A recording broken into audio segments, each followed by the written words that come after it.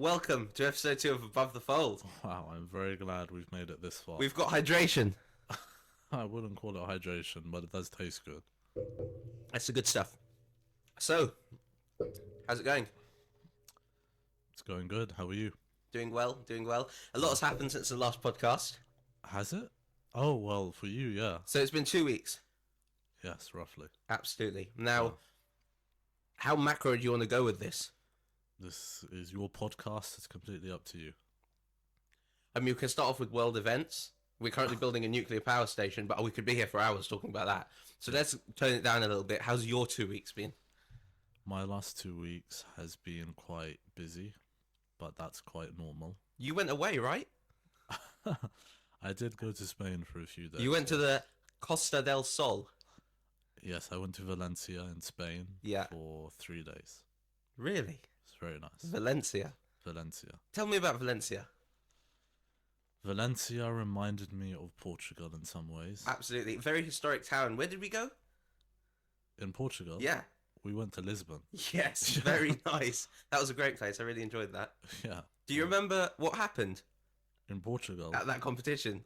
Yes, I got choked unconscious. Yeah. I got stressed. Yes. So I jumped off the 2-story high stand Yes. into the area next to the mats to come get you, Yes. and then got pushed around by a load of large Brazilian men Wow. and very kindly told, "Oh, my friend, you have forgotten your black wristband," Wow. Yeah. which evidently means it came to light. You're a black belt if you have a black wristband. You have to be a black belt to get behind the line, yeah. Yeah, I wasn't aware of that, so I just told these guys to shove off because I'm going to my brother. That could have ended quite badly. Well, I'm glad it didn't. Yeah. Yeah. Yeah, that was a tough time. It was a tough time. Yeah. Well. How old were we? We were kids. I would have been 20 or 21. Yeah. So I was just turned 20. Matching t-shirts. We did the whole shebang. Went to the War Museum. Oh, yeah. That was great. That was a good trip. Yeah. So how does Valencia compare? Very similar in a lot of ways. Really? Yeah. You went with your wife though, right? Yeah. Okay. Yeah. But I mean, the town is similar. Right. Yeah. Yeah. Very historical. Yeah. But you had a good time.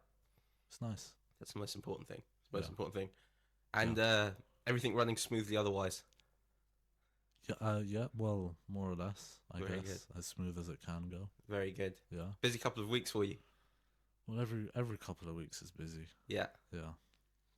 We had some customer complaints last couple of weeks. I understand. Yeah. Not ideal. No. What can you do? Nothing. Well, you can rectify the issues, of course, but you You can't. can do something about You can, it. yeah, of course, you can always do something. You know, you can't get caught up in it, right? Yes. Well, there's only so much you can do, but some people want you to do more than that. Absolutely. Yes. And sometimes that's not possible. No. Absolutely. Absolutely. So thanks for asking. My 2 weeks has been quite good as well. Well, I'm aware of your 2 weeks because you call me pretty much daily. Absolutely. Keep you in the loop. Well, yes. Absolutely. Not much changes day to day. But No, well, I tell overall, you, we have it's a the picture. small incremental changes that always add up. Exactly. Absolutely. You signed Absolutely. your first client? I did. Yeah, that was a great move. Really Yeah. pleased with that. Yeah, your first sales call as well. Yeah, absolutely. Absolutely. I think it goes to show you how the environment can have a big impact on output, right? Yeah? Yeah. Why do you say that? Well, Previously, you haven't had great success? I wouldn't say I haven't had great success. I would say that I was putting in a lot of hours and a lot of thought into a lot of things, but I needed to focus a lot more. And now I'm kind of focusing on one part of the process and having a lot more luck. So that's good. Yeah. You got to do one thing well Absolutely, instead of 10 things badly. absolutely. Jack of all trades, master of none. There we go. That's a good one. That's always a good one. So, what do you want to talk about on this episode? What do I want to talk about? Yeah, absolutely. Nothing comes to mind, really. Really? How did you find your sales call? Your sales process, should I say, over the last 4 weeks? My sales process. Yeah. Well, I mean, it's been great. Yeah. Yeah. Because you send me a lot of profanity after you get off these calls, so Yeah. yeah. Yeah. I don't think we should say that, right? Everyone's got their own way of dealing with things. Yeah. And I mean, look, I can. Well, we launched a new campaign, and the campaign was in a different region of the world, Yes. and a lot of less qualified people came through on that funnel, Yeah. and you got the brunt of that. Well, that's the thing. You shouldn't be investing time and money in low-paying clients who are looking for a quick win when, you know, the amount of planning and execution that needs to go into a project of that size Yeah. that's been created by none other than themselves. It's quite difficult to try and convey that. Well, it's You know. just you early on in the process refused to take calls from people with certain types of names. I think that was partly due to the training I was provided with. Um, I don't think names have very much bearing on the character of the person. What I will say Really? is I've never met a Ryan I didn't like.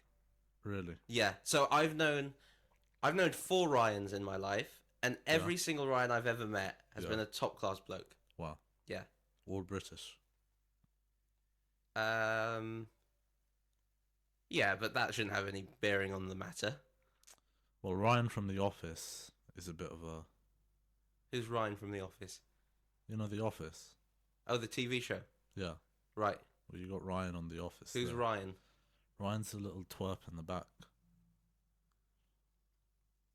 Never mind. I think there's a big difference between a British Ryan and an American Ryan, though. Really? Yeah. I think that's the interesting part about these things, though, isn't it? Yeah. Different parts of the world, different nationalities all coming together. Oh, wow. You're very different on camera, aren't you? Yeah, absolutely. Wow. Absolutely. So, speaking of different nationalities, Yeah.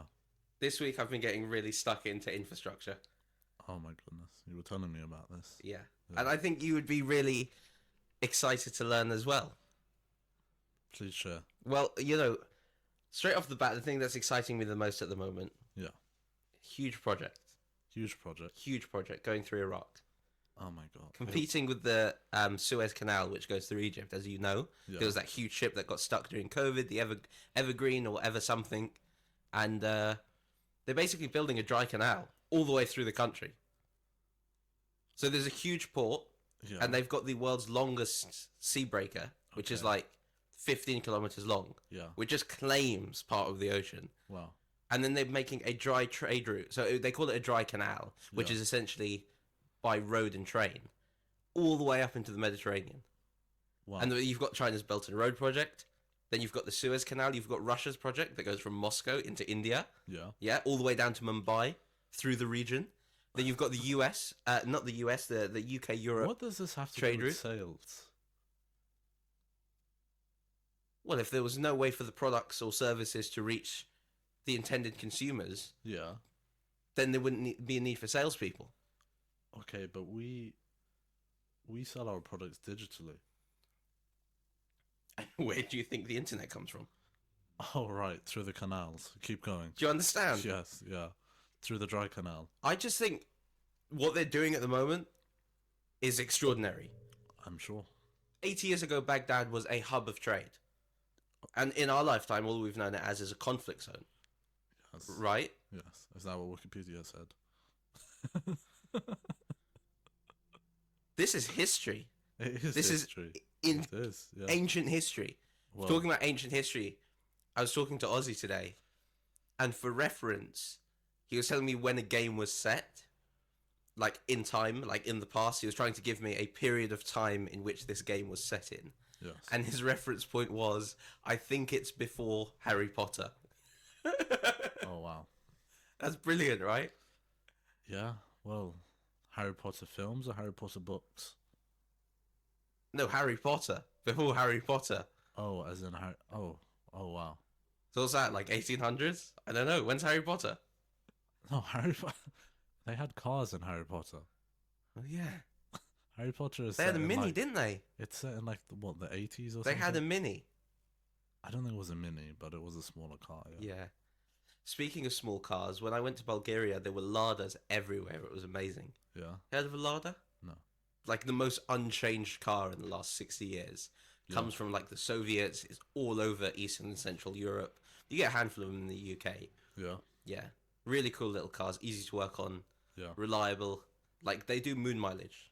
Sturdy. Yeah, they're great cars. Wonderful.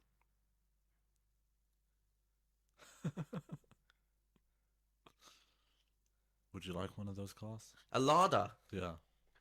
More of a motorbike man myself. Well, recently you are. Mm. I've always liked bikes, but in the country we live in, you have to be 24 to do a direct access. Yeah. What's that? It's the test to get a full motorcycle license. Okay. Yeah. Do you have one? Yeah. Yeah. I got it when I was 24. Okay. Yeah. So don't just let anyone ride a bike. No, it's ridiculous, if I'm honest with you. Why do you think there's no reason why someone should wait until they're 24 to ride a bike? Because in around 22, they got rid of the B+E license, which is the license required to carry a trailer with a total train weight of 5.5 ton.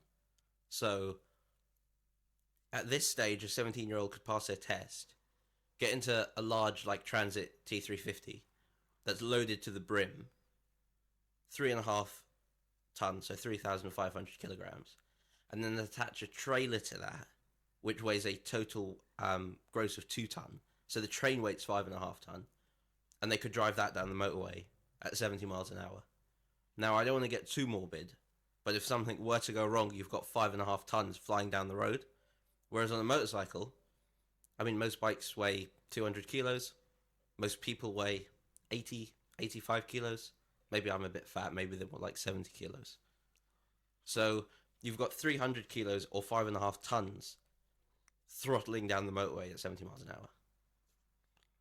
But weight isn't the only thing to take into account with a vehicle. Oh, I'm sorry, Mr. DVSA. What's important? Well, if you have someone, a bike is much lighter, but that also means it can go way faster. Oh, yeah. Yeah, that's why you like it. So, arguably, a powerful bike is harder to control than a big car with a big trailer. A motorcycle is harder to control than a big car with a big trailer. It depends on the motorcycle. Have you seen Yes Man? No. Okay, you have seen it, but you don't remember it with Jim Carrey? Yeah, I know Jim Carrey. He's a great guy. Have you seen him in The Mask? Yes, used to have that on VHS. Yeah, those are the days. Those are the days. What else did we watch on VHS? George of the Jungle. Yeah. Liar Liar. Dream. Dream. The horse film. Spirit. My God. And that was on DVD, not VHS. Yeah, that's great times. Yeah. Great times. Quite lucky we got to live through it all, you know? I lived through it all. Yeah, VHS, DVD, we had cassettes. Blu-ray. Never really got involved with that. Bit of a gimmick, if you ask me. Well, collectors love them. We had one client who used to, his whole business was selling Blu-rays. Really? Yeah. Oh, didn't mean to offend. Asian Blu-rays. Asian Blu-rays. Yeah, he said Asian movies, but the Blu-rays command a premium, so you'll have collectors that will have a full set of Blu-ray Asian films, some of them collector's editions, and so on and so forth. Is there a special term for an Asian Blu-ray? No, but it's just a niche within a niche, because he was selling collectible films, but specifically Asian collectible films. Are you quite a big like film buff?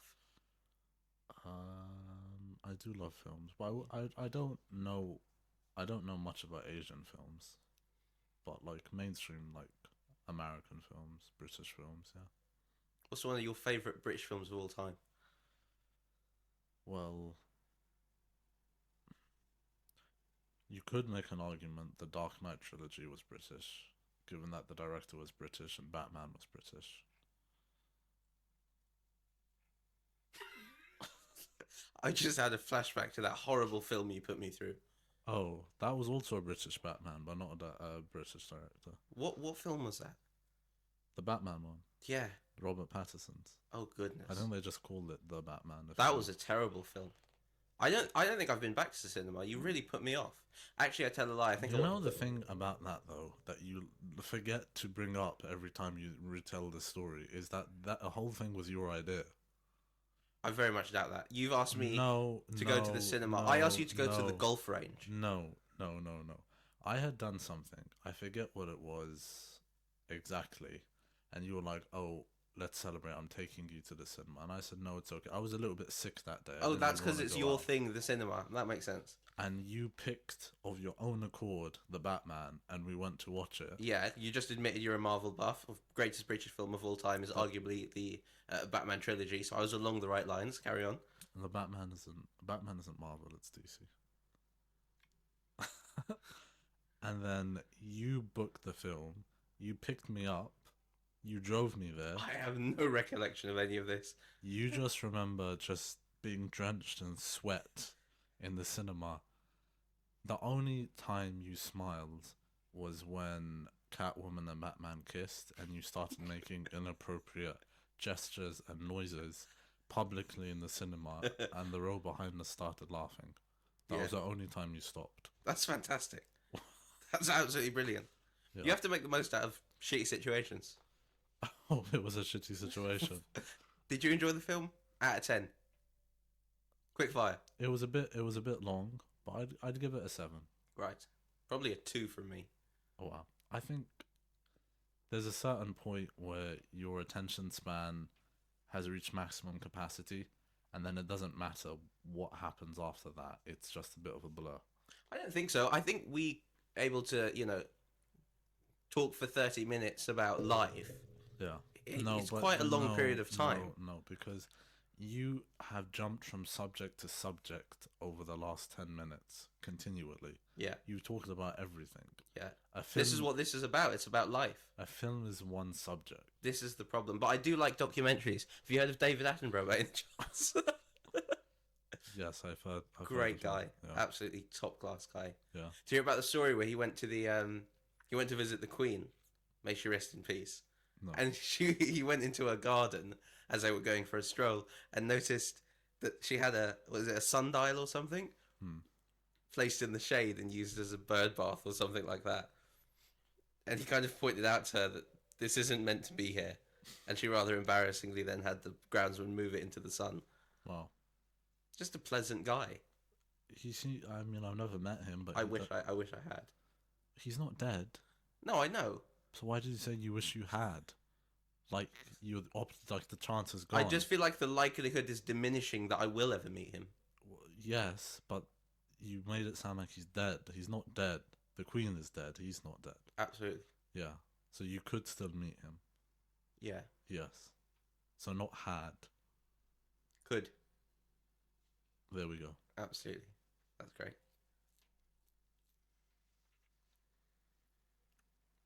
So you never answered me about the sales cycle. How's the process been? Oh, good. Good question. Sales cycles. This was a very long sales cycle. I mean, it could have been. You might think it was long, but I think it was great. I mean, generally we close. So to be fair, we usually close people. I need to actually track the metrics. We were near the beginning of the year closing people on the call, on the demo call usually, and I'd say, really would it go outside of the demo call, and then when it would go outside of the demo call, it would be a few days later. So the whole cycle would be maybe a week, maybe 10 days. I did notice back in March, it did start to extend. We were closing people after 2 weeks, after 3 weeks, and so on. And so it has been a little bit longer. But even so, this sales cycle was like 5 weeks? So that's still a long sales cycle compared to what we normally do. Because remember, the total ticket price is it was $6,600. So it's considered high ticket. People say, I've been told anything over $5,000 is high ticket, but it's not like super high ticket. Like it's not a $50,000 investment or a $100,000 investment. I think the payoffs far outweigh the investment in any case. Oh yeah, I mean if they have a good website, they could generate hundreds of thousands per month extra. But like the actual upfront investment, because as well, like the upfront investment is a third of that. It's $2,200. So it's not like usually the more expensive the item, the longer the sales cycle. In this case, though, it's not super expensive. So it's still a bit long, but the reason why it was long was because you had multiple decision makers to get through, basically. Yeah. Yeah, no, I think I did enjoy it though. I think it was good learning experience as well. Yeah. And obviously there were other tasks we were doing at the same time, which was good to get a better understanding of what was going on, kind of on the other side of that when you're actually working on projects. That was quite interesting. Yeah. Yeah, you got a good amount of calls in last month, especially the first 2 weeks were good. Then things quietened down. We're still quite quiet with calls. We only have really booked a couple of calls over the last week or so. But you did book your first call from cold email. Yeah, that was true. That was It true. took me over a month to book my first call from cold email. Well, I think the quality of people we're reaching out to is really high, and I think that the websites. I mean, I think the brands are established and the websites aren't in a terrible place. But when we obviously have that quick look through, there's obviously a lot of room for optimization there, straight out of the gate. Um, and I think those are, and I'm not just saying this. I think those are the favorite people to work with, because they're obviously doing something they're passionate about. It's not just something that they're doing on the fly and they're not really too concerned about.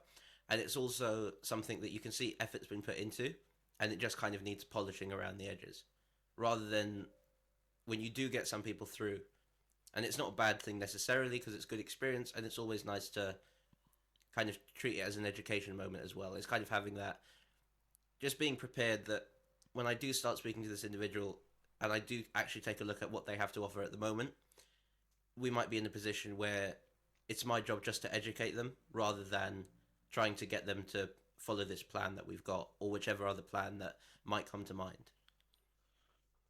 Yeah, well, with less qualified prospects, usually, the goal is still always to close people. So we're still trying to close them, but you can't get too emotional over it because typically the reason why a small business is a small business is usually because the business owner isn't good at running the business. And so if they were good at running the business would usually be bigger. It's like with one of our clients recently that had a complaint. She she claims, I don't know it for a fact, but she claims to have been the originator in this niche. It's like a specific type of hair care product. And there's some celebrities that came out with similar products, she says, years later and have done very well. But she was the original. And she does have a lot of good before and afters and a lot of good customer testimonials. But she struggled to scale her business and she didn't know why. Then she came to us. We found the website, to be fair, was very bad, like extremely bad. It looked awful in every way. Every page, even the buttons and things were very bad. So we put together a plan for her. She signed up. She was very happy with the plan. Her communication was very, very slow.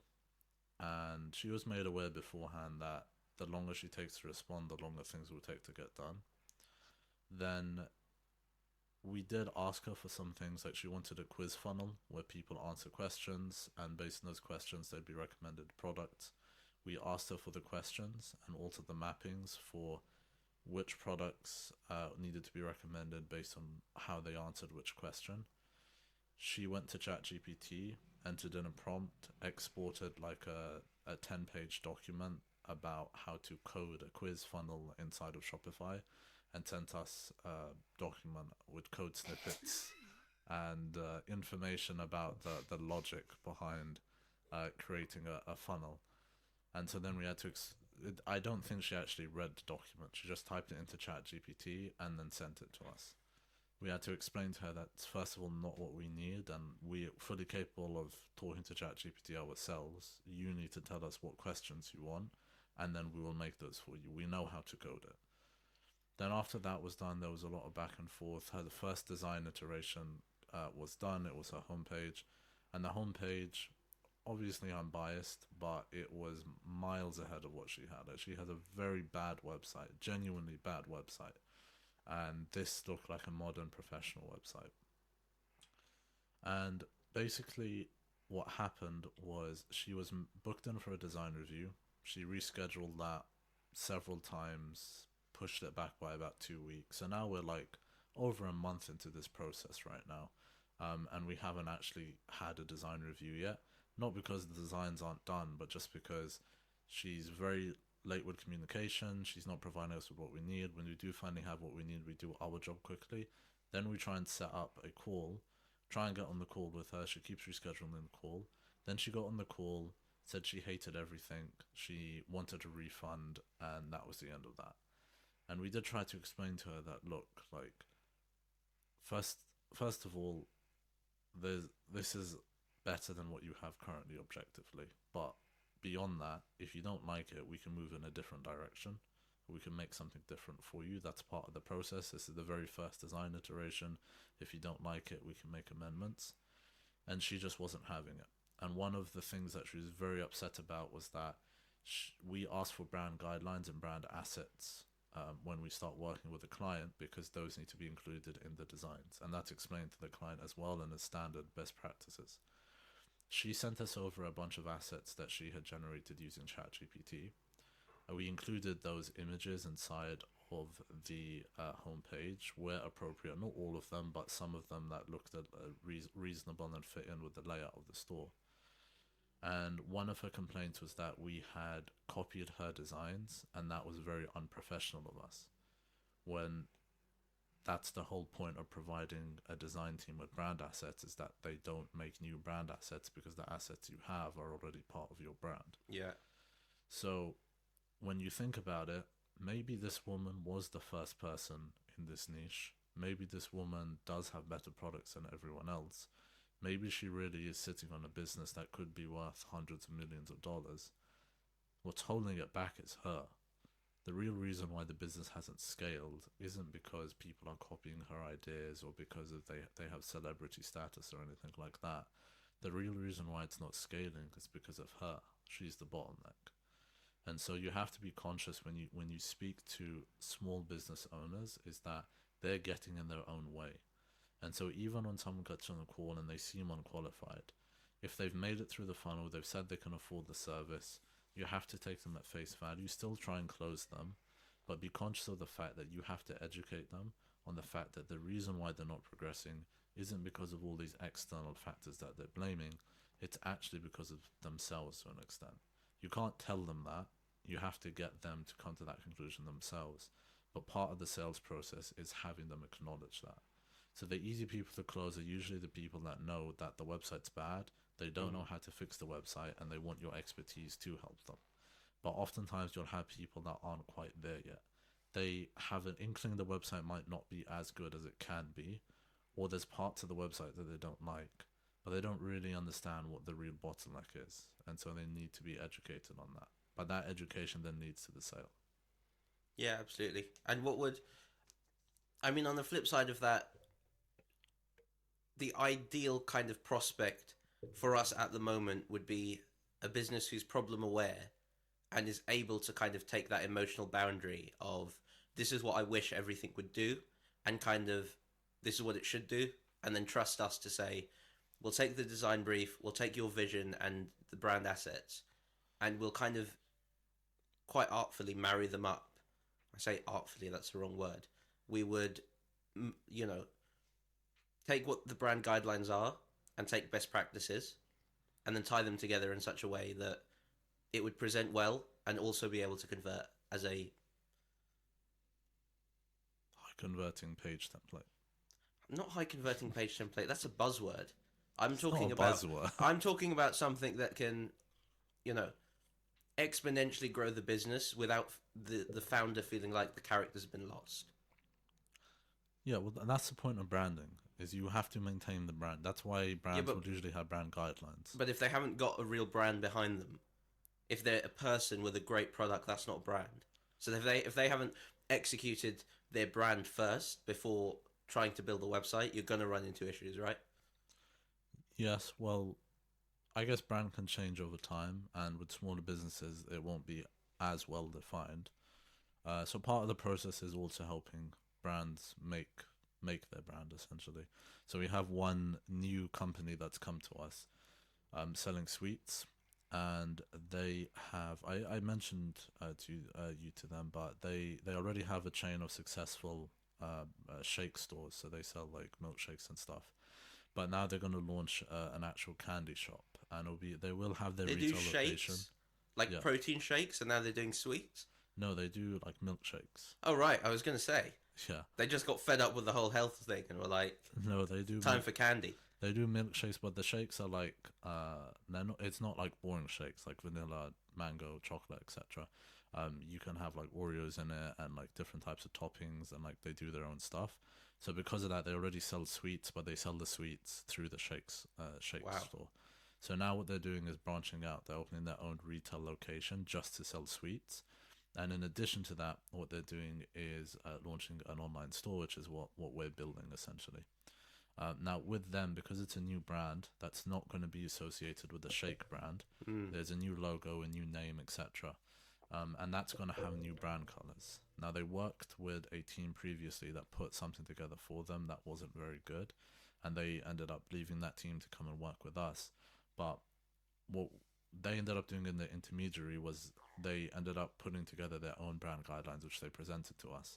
And we put together the first iteration of their homepage. But when we looked at it, even though the structure and layout was good, the aesthetic of it wasn't very good. And a lot of that was because the fonts were bad and the colors were bad and the images were bad.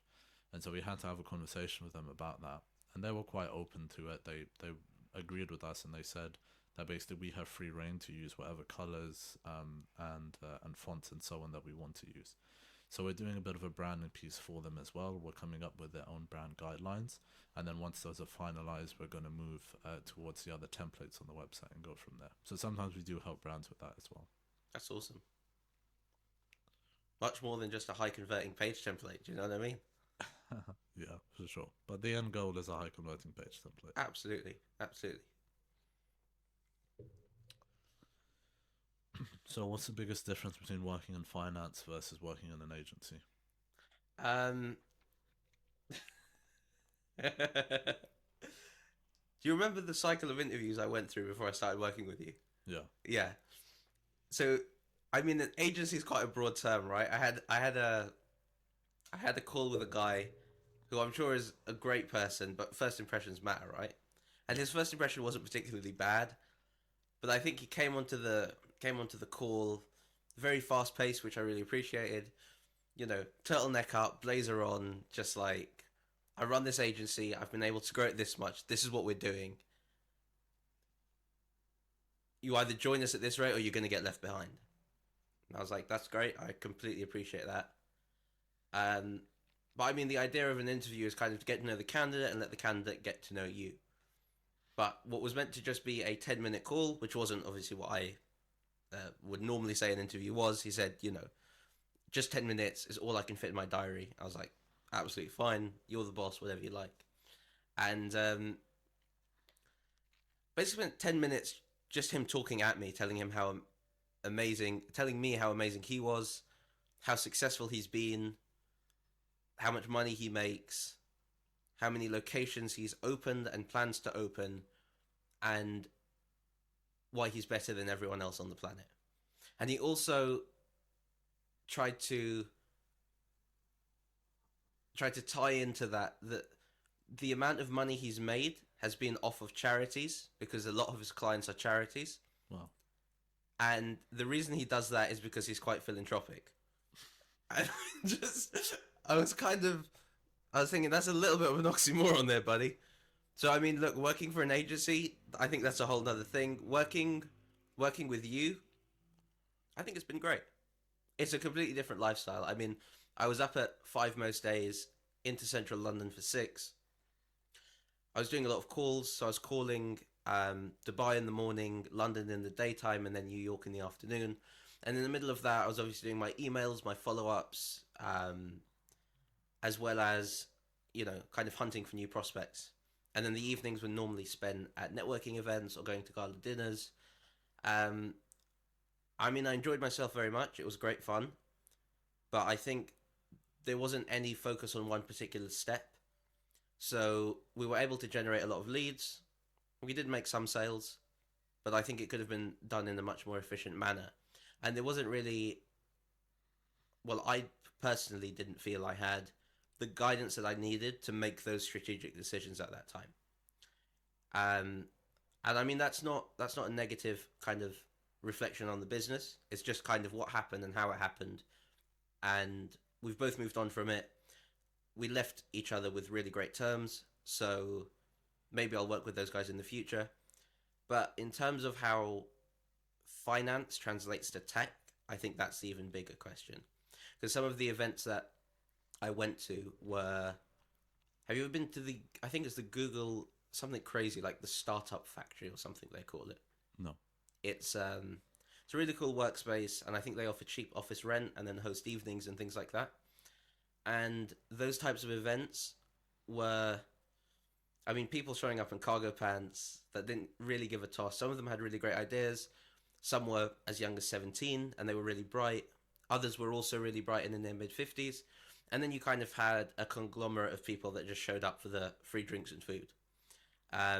Versus a lot of the finance style events were more kind of tailored to what can you offer me, and then people kind of reeling off the line like, this is all about relationships. It's not transactional. But then whenever you were having a conversation with them, they were kind of more interested in what you could do for them versus anything else. So it was very much trying to find the diamonds in the rough, going through the finance networking. But I did make some really good friends along the way. And the guys that I was working with, I still have a lot of respect for. And they are incredible people. So I think in terms of comparison, I mean, it's a tough one. It's two completely different worlds.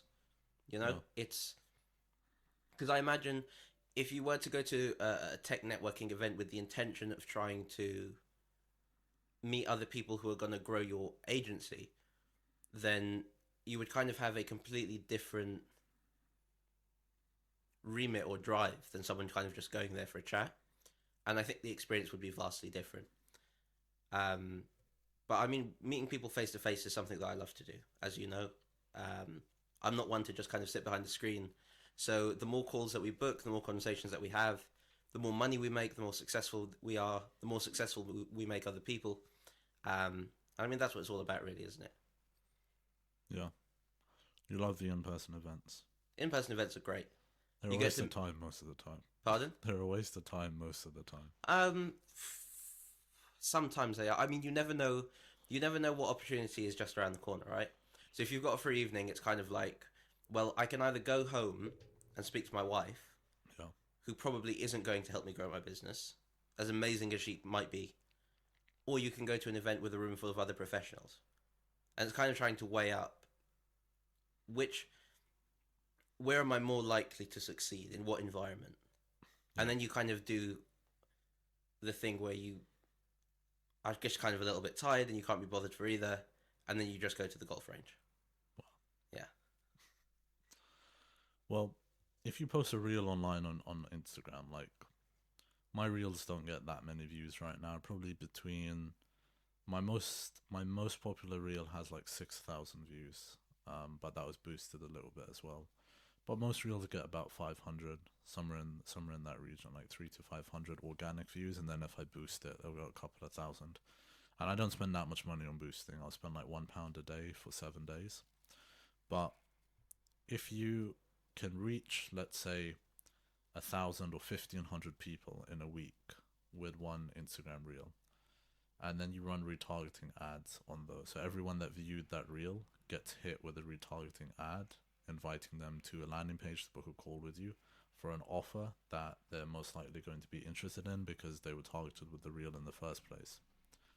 That means that you've essentially spoken to 1,500 people without ever actually having to speak to those people one by one individually or go to events. And when you go to these big events, you know, like, even if it's a big event and let's say there's hundreds of thousands of people, you might in a day speak to 10 people, 15 people, 20 people. Let's say you speak to 30 people in a day. You have 30 conversations, which I think doesn't usually happen, but let's just say you did that. You'd have to go to 50 events to reach the same amount of people. But you could post one reel a day, you could post 2 reels a day, and you could compound that quite significantly over a very short period of time. So the way I look at it is that all types of networking and all types of advertising work, but some are way more efficient than others. So if you double down on the ones that are most efficient, those are the ones that are going to produce the greatest ROI compared with the inefficient ones of going and meeting people in person and doing things very manually one by one. Obviously, that can work.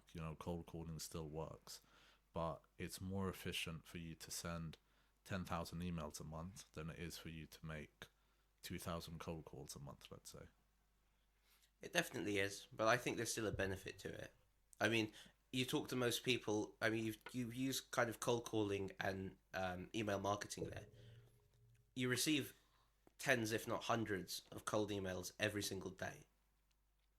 If you're signed up to a bunch of things and you use your primary email, your inbox, then you're more than likely going to receive. I probably receive 100 cold emails every day from random things that are entirely irrelevant to me because their campaigns are just basically scattershooting what they have to offer. Versus if you were to call up 100 people and ask them when the last cold call was, I guarantee you they would have had less than 2 or 3 in the last week. But that's based on how good you are at the activity. So, for example, right now you're using my email scripts for cold email and the email infrastructure that I set up. We've contacted 1,500 people, and in 2 or 3 days, you got 7 people come back asking for an order on their website. And you've already booked a call with one of them, right? Yeah. So you never had to leave your house. It took us, we did it on a call together because I already had most of the stuff set up. It took us about 30 minutes, maybe an hour. Hold up. We're not skimming past this. What? I was given the email marketing software Yeah, at 3 p.m. yeah. Then I was sent some old videos of you giving the audit at 3:30. Bear in mind the call which I was given the email marketing software on. I was told 5 to 10 minutes. You get the video out. Like as soon as they come back, just message them back, show we're prompt. Start off on the right foot. I'm like, sweet, that's fine. And I think you ended the call by saying to me that listen, it's unlikely we're going to get anything back before Monday or Tuesday. So I was like, okay, sweet, I'm good to go. Give me a minute. 10 minutes later, I got a message from you to say someone's emailed back. Yeah. Send them a call. Yeah. So I'm sat there trying to memorize this script as quickly as possible because it's not a script, right? We audit the website. Yeah. That's the most important thing, but we do it in such a way where we kind of want to explain some technical terms along with that to really add value in the video. We don't just want to send someone a video of us painting a wall or watering a house plant. We want to actually provide them with some value and help them to grow their business. And it's those really technical terms that Yeah, you messed it up the first few times. I hadn't heard them before. These were words that weren't in my vocabulary. The thing is, though, you're not going to get better at it unless, except by doing it. So you have to, the thing with like a sales call, like obviously we spent more time memorizing it before you actually did the demos and stuff. But for this type of thing, it's just about volume. Like the more you do, they all become second nature. But I think I wrote all the technical terms out now for you. Yeah, so the technical stuff's covered. So hopefully you understand that now. Yeah. But here's the thing: we sent 1,500 emails. Yeah. And then about three working days, we had 7 responses, people asking for an order on their website. So you did that. I mean, it's taking you a bit longer now because you're not used to the script, but usually it took me about 4 hours to do. How long are the videos? 6 minutes? Your ones are turning out to be 4 minutes. I just compound the information. Yeah, well, But you had 7 people. Think about that. You had 7 people respond to you and ask you to do an order on their website because they want to improve their website and they feel that you might be able to help them on that. Whereas you go to a networking event, you might only speak to 7 people in the networking event. And the likelihood is half of them aren't even in your industry, probably 3/4 of them aren't even in your industry. And then the quarter that could potentially work with you are usually not qualified or not really, going to be people that you're ever going to actually do business with. Yeah. What we're doing with like cold email, for example, just how I scaled the agency from 0 to about £25,000 a month initially, was we're targeting people that are actually in the niche, that actually have Shopify stores and have specific metrics like their revenue or the amount of employees they have or their product catalog size and things like that, that would imply that they can afford our services as well. So we're targeting people who are already pre-qualified to an extent. Of course, some of them won't be qualified, but pre-qualified to an extent. And because I have the messaging already dialed in, you're getting way more positive responses than you would have done if you had to go through the process from scratch. So that's much more efficient for us to do, because right now, like, we have capacity to send probably around 3 to 5,000 emails a day if we wanted to. So we could scale that up easily, and you could start sending out 5 looms a day, 6 looms a day, which are the audits. And in a month, you might, audit 100 websites, 150 websites, um, and that's way more efficient and takes way less time than going to a networking event or an evening every single day. Which is why I feel like that in-person events are only really make sense if you are going into a room that you have to pay money to get into, and a significant amount of money. So if you have to pay, $50,000 for a ticket to get into a room, that means that everyone else there could afford a $50,000 ticket. And especially if it's about a specific subject, you will likely be with people who are in your industry and actually are relevant to what you're trying to do. Whereas when you have a free event or a $20 event or a $50 event, or, like something in London for like £50 at the Excel or whatever, there's so many people that are going to go there that it's hard to whittle things down to just be the people that you actually want to talk to. There's very few of them in the first place. The likelihood you'll actually make it to those people is super slim. So online, we can be way more targeted at much higher volume with less amount of man hours, and in some cases less cost as well, more consistently also. Yeah. No, I'd definitely say it's more efficient. I'd agree with you on that, You but love the I still events. think in person has its benefits. Human to human conversation is very important. Well, I recently got invited to that guy Nick's office I told you about, and I won't mention the brand name, but the brand he runs right now. I bet he's already one of your favorite clients because you've met him in person. Well, he got to know me first by watching my content on Instagram. So those reels that I make, he was watching those. He liked the content. Then he booked a call, probably from a retargeting ad, and we sat down and had a conversation virtually. And I passed him on to a demo, and on the demo, I met another one of his team members. And in his mind, he wanted to work with me there, but he wanted me to meet the rest of the team as well. So that's when he invited me out to his offices, and obviously I went and I met them all in person, and they were happy, and we are, hopefully moving ahead with that contract now. But that is the ideal flow from a networking event: is you meet someone in person, you shake their hand, you get their contact details, you have a follow-up with them on the phone or via Google Meets or Zoom or whatever, and then from there you probably will have some other in-person meeting and maybe meet their team and so on, right? So the goal is to still have that virtual meeting. It's just the virtual meeting is the second step instead of the first step.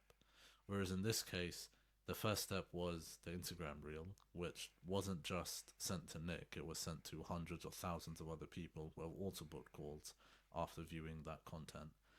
We had the same intermediary step of the virtual meeting, and then for bigger businesses, we might have an in-person meeting as well. So this business, they do about 30 million a year, so they were qualified enough that I would make the effort to go meet them in person. With smaller businesses as well, it doesn't always make sense, because let's say, for example, you have a business that's doing 200k a year, and best case scenario, these people will spend £5,000 with us. Like, that's a normal package for us. It's a normal ticket value. And realistically, if the business isn't growing at a fast rate, or we don't foresee that this is going to be a very large business over a short period of time, if I were to go and meet all of these people in person, meet all these leads in person, it would take me months to do what I usually do in weeks. And I would likely have a lower close rate as well, in terms of, if I've got to book my calendar, like for example, the meeting with Nick took the entire day. If I were to meet several people, the amount of calls we book typically on a daily basis, if all of those were met in person, I would have to push those appointments further out, which would mean that I'd be way more busy. I'd spend more money on travel. I'd have less time to do other things in the business. And then when it was all said and done, by the time I actually got to those leads, they would have gone cold. I would have trouble closing them, and it would all be for the same stuff that we're doing now. So I feel like that beginning step, you could meet someone in person, but it's much more efficient and much better to do it online with the tools that we have online, as opposed to trying to go to these networking events to get that initial call. That makes sense. You love meeting people in person, though. I think people are great. No, you don't. Yeah, I do. No, I think 99% of people that I meet are great. I think that a lot of them, and I'm not just saying this because we're on camera, a lot of them could just be having a bad day, right? Yeah. I mean, have you ever come across someone who, and you know, I don't mean to be quick to judge either, but you ever come across someone and you're like, I don't like that guy. I don't know what it is about him. You go to the gym, right? Yeah. There's always one guy in the gym, and you kind of look at each other when you first go in and see each other for the first time, and you're like, hi. Kind of give each other that look, Yeah. and it turns into a bit of a nod. Wow. And then whenever you go to the gym, it seems like he's always quite close by to you, or, you know, always kind of training within the same vicinity. And you're not really sure, kind of feeling each other out, like at the start. And then maybe 6 months down the line, the guy's got a weight that you need, and you ask him for the weight, and he's the friendliest guy in the world. But you didn't know that until you actually spoke to the guy. But, you know, before that, all that build up to it, you weren't entirely sure. So I think that that's not an interaction though. That's just you being weird. No, That's I just think you eyeing someone up. no, for I don't no eye people up. I'm just saying. I think if people do actually watch this podcast, so like 99% of people are going to agree with me on that as well. There are some people out there, and you look at them and you think you don't quite know what to think until you speak to them. Well, that's everyone. Exactly. But that's not someone having a bad day. Well, he could have been having a bad day. Every day for 6 months. Well, that's and what then you talk to each other. You kind of just say morning, and then you know that they're a nice person when they say morning back. Oh, It grinds my gears when I say morning to people and they don't say it back. Yeah. Yeah. You think they're having a bad day? They might be having a bad day. What happens if they're having a good day and they still didn't answer back? I just write them off. What can you do? Say morning to the next guy. We should be wrapping this up, no?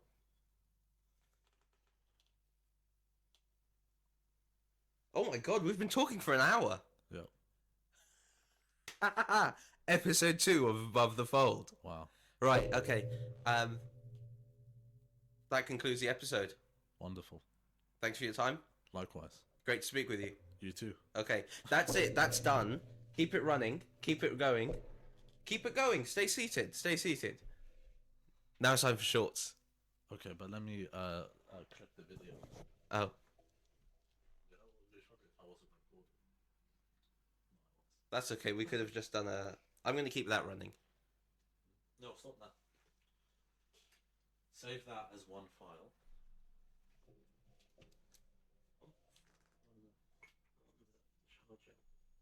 But you know, for the